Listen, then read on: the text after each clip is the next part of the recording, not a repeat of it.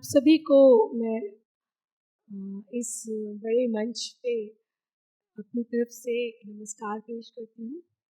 और मेरी खुशकिस्मती है ये कि मैं एक भारतीय ईसाई महिला होने के आधार पे यहाँ खड़ी हूँ, और मुझे गर्व है कि आज हम उपवास और मेरे ख्याल से हम हिंदी सब समझते हैं ना, कंफर्टेबल है ना, और मुझे हिंदी ज़्यादा पसंद है तो इसलिए। और ये मेरे लिए एक खुशी की बात है कि मैं उपवास और प्रार्थनाओं को लेकर, आध्यात्मिकता को लेकर, हम विमेन एम्पावरमेंट में इसका क्या योगदान रहा है और क्या कर सकते हैं, यहाँ बोलने के लिए मुझे मौका मिला। मैं आपका शुक्रगुजार करती हूँ। बहुत तो मैं समझ नहीं पा रही थी कि मुझे आध्यात्मिकता को लेके मुझे क्या बोलना चाहिए और क्या नहीं बोलना चाहिए। एक्चुअली हम पड़ोस में किसी की डेथ हो गई है, तो मुझे थोड़ा टाइम लग गया यहाँ आने में, तो मैं उसके लिए माफ़ी चाहती हूँ।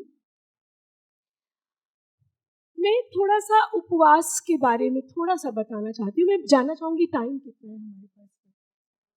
10 मिनट्स। अच्छा, ठीक है।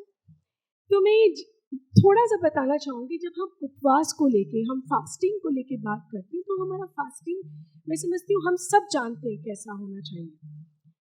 हमारी फास्टिंग एक खुदा को खुश करने के लिए, अपने आप को इनकार करते हुए, खुदा के अंदर अपनी रूह को देते हुए, उसके अंदर होते हुए, हमारी एक उपवास की फीलिंग, एक फास्टिंग की फीलिंग हमारे साथ होनी चाहिए, ना केवल वो एक दिखावा होना चाहिए।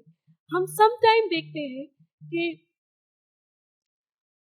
हम पूरे घर में गाते फिरते हैं कि आज मैं रोजे से हूँ, मैं आज फास्ट से हूँ, और मैं आज ये नहीं कर पाऊंगी, आज मैं थक रही हूँ, आज मैं कमज़ोर हूँ, और मुझे काम भी आज कम करना है, ज़्यादा नहीं करना।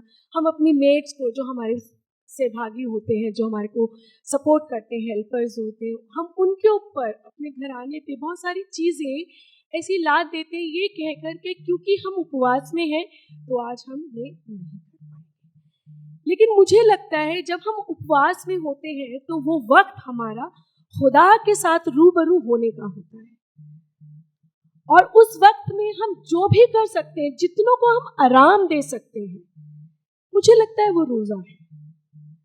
और मैं इस बात से बिल्कुल इत्तेफाक नहीं रखती कि जरूरी है कि हम भूखे पेट रहकर ही हम उन कामों को करें, या हम बंदगी में लगे रहें और हम फाके से रहें, हम खाली पेट रहें और बस उस बात को माने कि ये उपवास है। मेरा मानना है,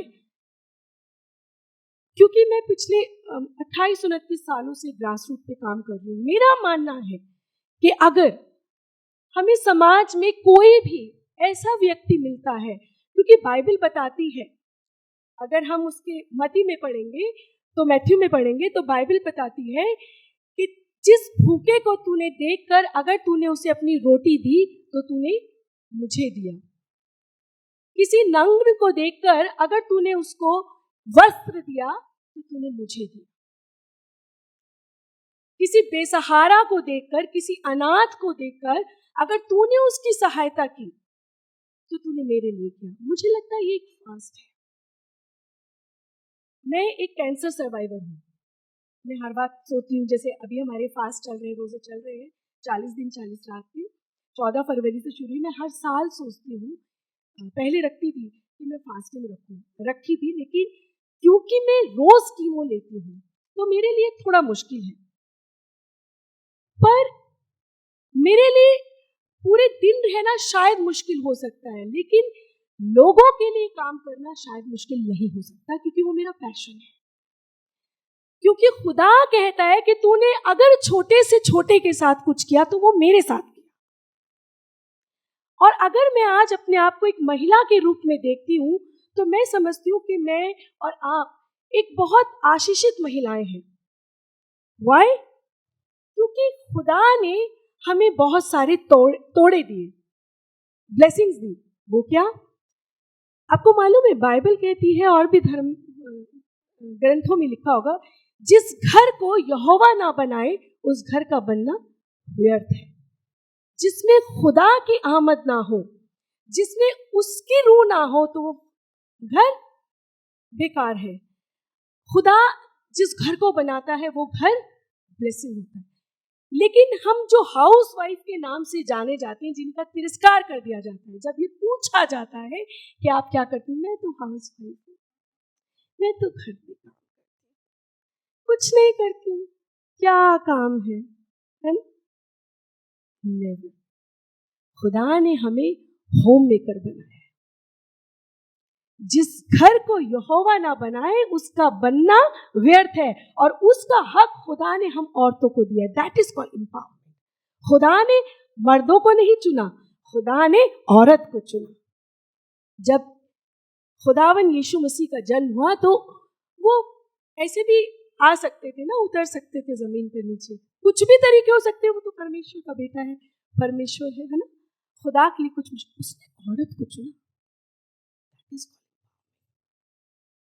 जब हमारे घर में बहुत सारी तकलीफें आती हैं, बहुत सारी मुसीबतें आती हैं, तो ये औरत ही होती है जो पति को भी संभालती है, बच्चों को भी संभालती है, सास ससुर को भी संभालती है, पूरे घराने को भी संभालती है। चाहे उसके घर में खुद का कोई ना मर गया हो, वो इस बात को ध्यान में रखती है कि घर में कौन आ रहा है, कौन जा रहा है, उसको क्या मिल रहा है, क्या नहीं मिल रहा है। ये स्ट्रेंथ खुदा ने हमें दी है। That is called empowerment. हम अब जब हम किसी के घर में मृत्यु हो जाती है तो आदमी बाहर खड़े हो जाते हैं और औरतें सब एक साथ बैठ जाती हैं। वो एक दूसरे को क्या काम करती है? तसल्ली देने का काम करती है। ये है एम्पावरमेंट।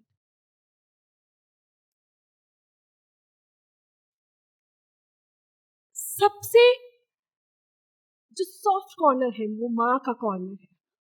माँ बहुत प्यारा नाम है।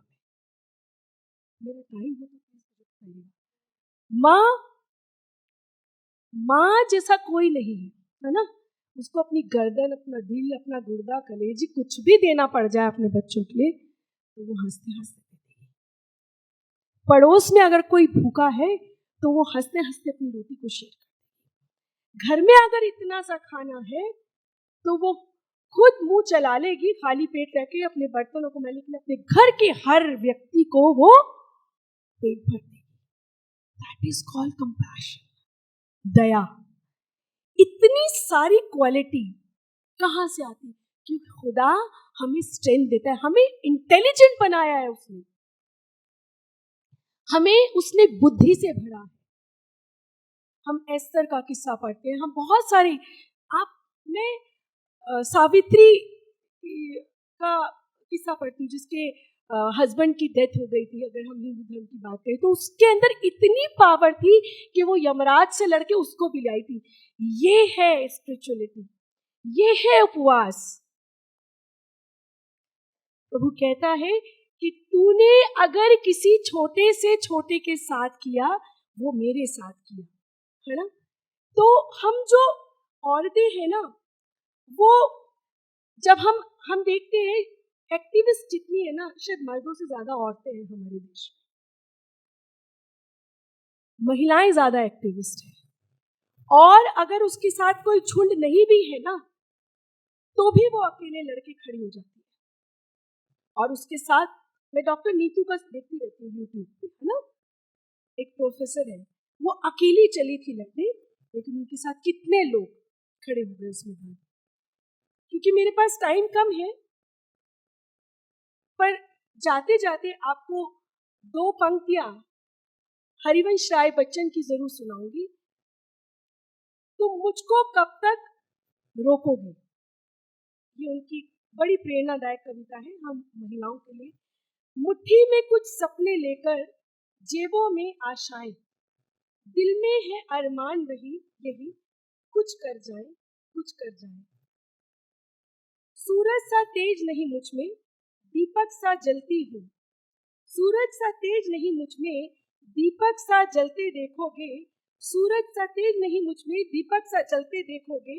अपनी हद रोशन से करने से तुम मुझको कब तक रोकोगे, तुम मुझको कब तक रोकोगे। मैं उस माटी का वृक्ष नहीं जिसको नदियों ने सींचा है, बंजर माटी में पलकर मैंने मृत्यु से जीवन खींचा। मैं पत्थर पे लिखी इबारत हूँ, शीशे से कब तक तोड़ोगे। मैं पत्थर पर लिखी इमारत, शीशे से कब तक तोड़ोगे। मिटने वाली मैं नाम नहीं, मिटने वाला मैं नाम नहीं, तुम मुझको कब तक रोकोगे, तुम मुझको कब तक रोकोगे। इस जग में जितने जुल्म नहीं उतने सहने की ताकत है। इस जग में जितने जुल्म नहीं उतने सहने की ताकत है। तानों के भी शोर में रहकर सच कहने की आदत है। मैं सागर से भी गहरी हूँ, तुम कितने कंकड़ फेंकोगे। मैं सागर से भी गहरी हूँ, तुम कितने कंकड़ फेंकोगे। चुन चुन कर आगे बढ़ूंगी मैं, तुम मुझको कब तक रोकोगे, तुम मुझको कब तक रोकोगे। झुक झुक कर सीधा खड़ी हुई, अब फिर झुकने का शौक नहीं। अपने ही हाथों से रचा, तुमसे मिटने खौफ नहीं। तुम हालातों की भट्टी में जब जब भी मुझको झोंकोगे, तुम हालातों की मट्टी में जब जब भी मुझको झोंकोगे, तब तब कर सोना बनूंगी मैं, तुम मुझको कब तक रोकोगे, तुम मुझको कब तक।